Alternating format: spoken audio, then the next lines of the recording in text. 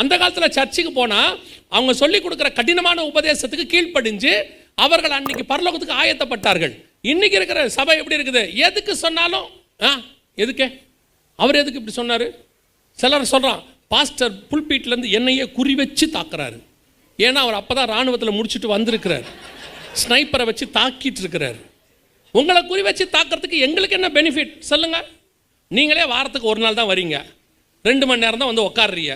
அந்த 2 மணி நேரத்துலேயும் நாங்கள் பேசுகிறதுல பாதி நேரம் கேட்கவும் மாட்டேங்கிறீங்க.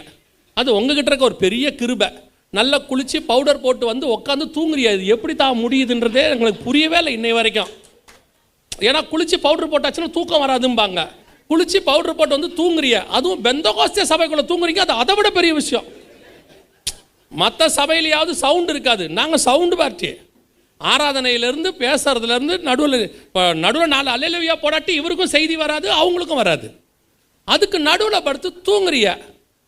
இதில் சபைக்கு வர நோக்கமே உங்களுடைய காரியமே இவ்வளோதான் இருக்குது. இந்த 2 மணி நேரத்தில் நாங்கள் சொல்லி கொடுக்கறதுல அவ்வளோ கஷ்டம் உங்களுக்கு. 3/4 மணி நேரத்தை தாண்டி 10 நிமிஷம் பேசிட்டா போதும், பாஸ்டர் இழுத்துக்கிட்டே இருக்கார். 1000 ரூபா கொடுக்குறாங்கன்னு சொன்னால் ரேஷன் கடை வாசலில் 3 மணி நேரம் நிற்க முடியுது. அங்கே போய் 3 மணி நேரம் நிற்க முடியுது, சர்ச்சில் வந்து 3 மணி நேரம் உட்கார முடியல உங்களால். எப்படி பரலோகத்துக்கு போவீங்க? ட்ரெயின் பிடிக்க 3/4 மணி நேரம் முன்னாடி போயிடுறீங்க, ஃப்ளைட் பிடிக்க 3 மணி நேரம் முன்னாடி போயிடுறீங்க, சர்ச்சுக்கு மட்டும் 30 நிமிஷம் லேட்டாக தான் வரீங்க.